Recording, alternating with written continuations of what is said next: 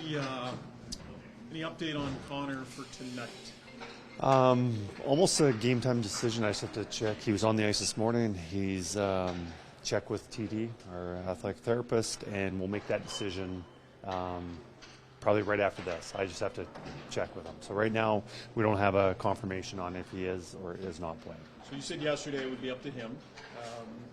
Is it 100% his call, or as a coach, do you feel the need to maybe make sure a guy is, thinking bigger picture in playoffs as opposed to his want to help tonight? I think Connor knows what the big picture is. I believe that he is competitive and wants to contribute as much as possible and not take himself out of the lineup, but I think he understands where our team is at, and also obviously where his body's at and what we are looking for in the future. And I think TD and him have a really good have a good relationship, good conversation, and we'll make that decision right away.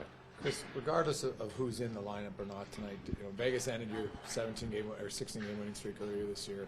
You weren't here last year, but they beat them in the playoffs. Do you feel there's like an opportunity to prove something in tonight's game for your club? I think anytime there's two good teams, there's that competitive edge. You look at, obviously the more familiar you are with a team, the more that competitive nature comes out. And, I can't speak on what happened in the playoffs last year and what that atmosphere was like, but I just think Vegas obviously is a good team. We feel we're a good team, and we've there's always those tests on a match on when you play another good team of you always want to come out on top. Do you expect Dylan Holloway to play tonight? And if so, what are you looking for from him? Yes, Dylan is playing tonight. He's going to play on left wing and pick up where he left off. And obviously, he has a lot of confidence the way he's been playing in Bakersfield, scoring some goals. And, we just like his, obviously his speed, his tenacity, being able to get in on the forecheck, playing physical. I think he just provides us a little element that maybe we're lacking a little bit. But, we'll just see how that line plays tonight. Your lineup's been pretty solid here down the stretch. Obviously, your team's been very successful. For a young guy to come up, what would he need to do to earn himself maybe a spot in that lineup in the playoffs? Is that too far ahead? Or how do you view what you would need to see from him? Well, the biggest thing is just being hard to play against, not giving up chances defensively, and also, like I said before, with his attributes of being fast, physical. He's a very strong player, very athletic. That's hard for defensemen to chase down pucks and break it out when you know a guy like that's coming in on you, and and also chip in a little bit offensively. We're not looking to him scoring at the rate that he was in Bakersfield, but provide a little bit of offense. We think he can do that.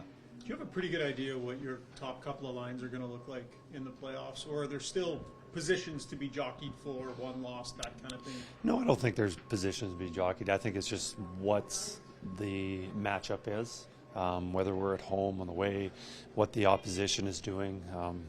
Does the opposition have a really good shutdown line that they're going to rely on?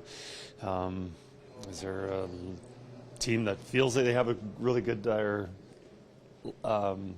defensive line that they want to match against our top line, and we're okay with that because of the ice time and what it does to their game. I think we have I know we have a pretty good an idea of what we want, but it's going to fluctuate just on who we're playing in the situation. If we got last change or if we don't, those kind of things. Kris, fourth line, if you've been kind of rotating some guys in and out, you determine who your fourth line is, well, that also depends on with Connor's situation.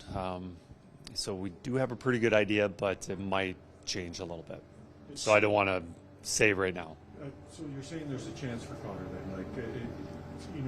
Yesterday it seemed a little more, I'm not sure bleak is the right word, but more questionable. But you're saying, well, let's see. Yeah, he was on the ice this morning. I know he did some drills, and like I said, it's questionable. We're not going to force it. I think it's best that we wait it out, but obviously if Connor says, no, it feels really good, I want to do it, but we're just sitting wait right now. Carrick and Ryan are, they offer kind of different elements. When you look at, Carrick's a little bit bigger. Does that come into consideration for you when you look at matchups? Like, what is it between those two as your fourth line center when you look to get them in? I think they're both very good players, and they've been both contributing a lot for us. They both have a little bit different attributes, and I think we're splitting hairs to say one's going to give us this much better of a chance to win opposed to the other guy. I think it's just, what the opposition is like, how much we're going to rely on penalty kill situations and face-off matchups. I think that'll have a little bit of factor on what we need.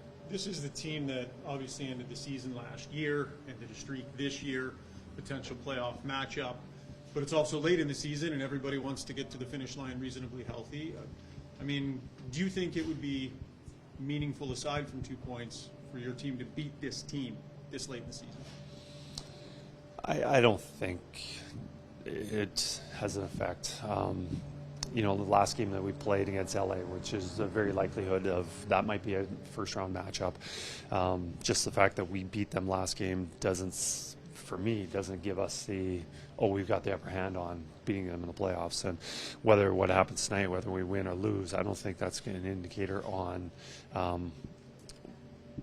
what's going to happen in the playoffs if we play Vegas. I wasn't here last year, but I believe that possibly it was the last game that Vegas and the Oilers played, and the Oilers came on the upper hand. I believe it was an exciting game, a high-scoring game, and I just don't think it has much effect on what happens in the future.